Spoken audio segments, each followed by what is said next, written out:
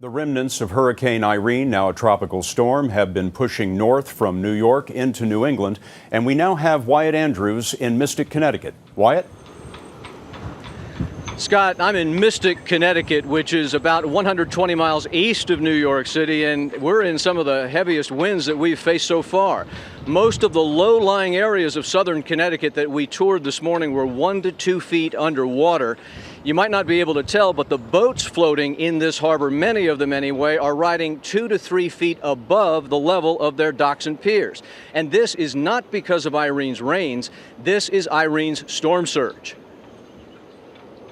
The leading edge of Irene struck here early this morning with gale force and tropical storm winds.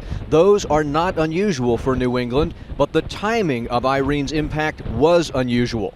This is the storm surge that struck southern New England. It was 6 to 9 feet from southwestern Connecticut to the eastern tip of Massachusetts, and it came ashore right at high tide. Fear of that 9-foot surge led the U.S. Navy on Friday to send all 4 nuclear-powered submarines from their home port of Groton, Connecticut, out to the safety of deep water.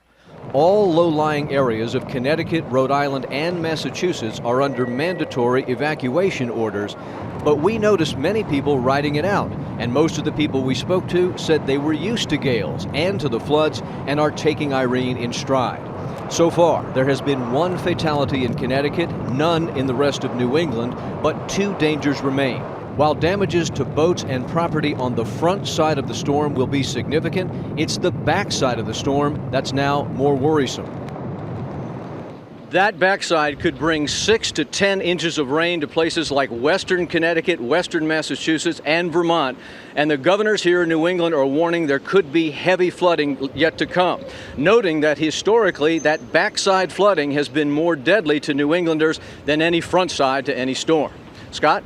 Wyatt, I have to ask, you said that the docks are underwater. Well, then where are you standing? Right.